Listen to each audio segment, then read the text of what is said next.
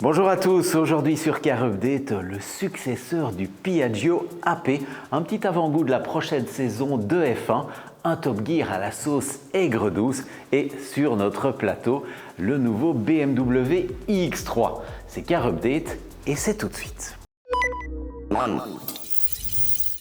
En mars, le grand cirque de la F1 reprendra ses droits avec cette saison une toute nouvelle réglementation technique.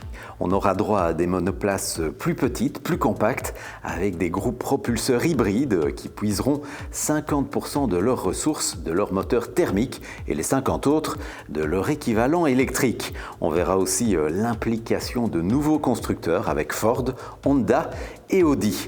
Le DRS disparaît également au profit d'un mode overtake et d'une importance grandissante de l'aérodynamique active, de quoi redistribuer les cartes.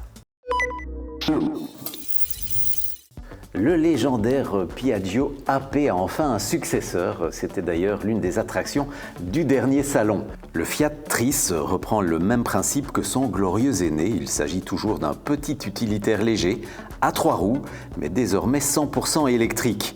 Il repose sur la même base technique que le Citroën Ami et revendique une autonomie de 90 km. Dans un premier temps, le Fiat Trice sera commercialisé hors Europe, mais qui sait, peut-être débarquera-t-il chez nous. 3. L'industrie automobile chinoise agit comme un rouleau compresseur et s'impose sur toutes les routes du monde, mais aussi à la télévision. Après Top Gear, voici Top Motor, une émission parodique du célèbre programme anglais à la sauce chinoise avec en guest star l'un de ses présentateurs phares, le célèbre Richard Hammond. Ce dernier est invité à découvrir les voitures électriques chinoises. Une collaboration inattendue qui a tout d'une opération séduction et qui a vocation à montrer au public chinois le potentiel de leur industrie domestique. C'est une révolution aujourd'hui sur notre plateau, la nouvelle BMW iX3, la première ambassadrice d'une toute nouvelle génération de produits, c'est la fameuse Neue Klasse, une étape majeure dans la transition électrique du constructeur et plus largement du marché. Il s'agit d'un SUV doté d'une plateforme inédite conçue spécifiquement pour les véhicules électriques. Cette version iX350, la seule disponible pour l'heure, embarque 2 moteurs et donc une transmission intégrale. Elle développe 469 chevaux, 645 Nm, 0 à 100 en 4 secondes 9, mais là où elle met tout le monde d'accord, c'est au niveau du rayon d'action. Sa grosse batterie de 108 kWh autorise une autonomie inédite dans la catégorie de plus de 800 km. Son architecture 800 volts autorise par ailleurs des recharges ultra rapides avec des pics de puissance à 400 kW, de quoi récupérer jusqu'à 372 km en 10 minutes.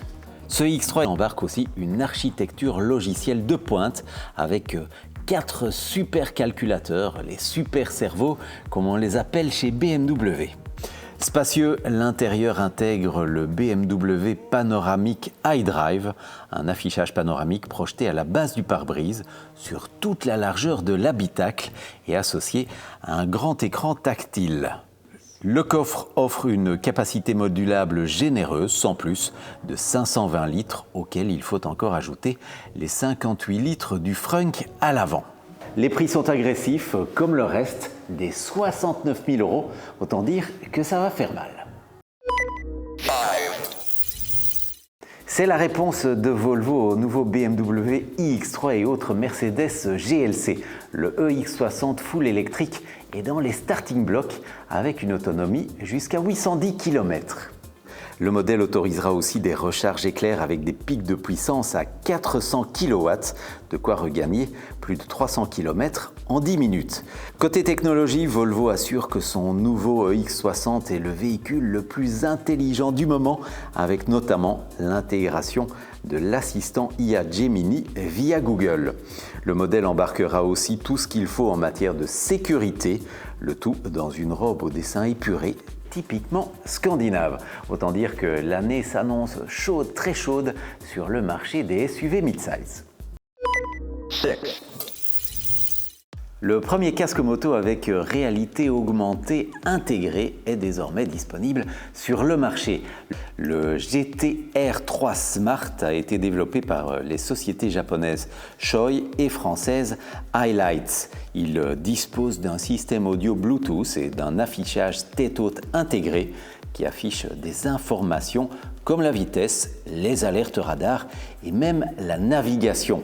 Les informations sont ainsi projetées 3 mètres devant le conducteur, ce qui augmente sensiblement ses temps de réaction de 32%, et c'est normal puisque celui-ci n'a plus à regarder son tableau de bord. 7. Les motos électriques gagnent du terrain, alors pas encore dans les chiffres de vente, mais bien dans les catalogues constructeurs. À Bruxelles, l'Indien Ultraviolet exposait sa F77 Mach 2 et sa Super Street, deux sportives offrant jusqu'à 230 km d'autonomie à prix compétitif. De son côté, Zio cible la mobilité urbaine avec la City Sport, légère, accessible dès 16 ans et idéale pour les trajets courts. NIO propose la RQi Sport, une moto électrique connectée et polyvalente, adaptée à la ville comme aux routes secondaires. Can-Am fait son retour avec les Pulse et Origin, deux modèles électriques alliant performance, recharge rapide et technologie avancée, tandis que Zero Motorcycles confirme son statut de référence du segment avec des motos puissantes, autonomes et bien équipées, mais pas données. Enfin, Honda rentre sur le marché avec la WN7, sa première moto électrique full size. Les aides à la conduite sauvent-elles plus de vies que nos médecins? C'est la question que s'est posée Jonathan Slotkin, un neurochirurgien américain.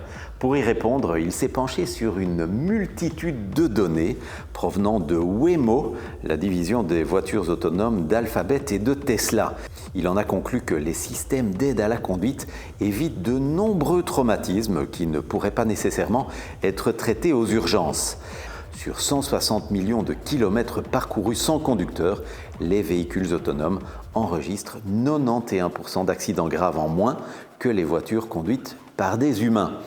La machine a une capacité d'observation et de respect des règles que ne peut égaler l'humain, et elle, au moins, elle ne se laisse jamais distraire. Voilà, c'était Car Update, à suivre aussi sur TikTok, YouTube et Instagram. Merci de nous suivre. 1, 2,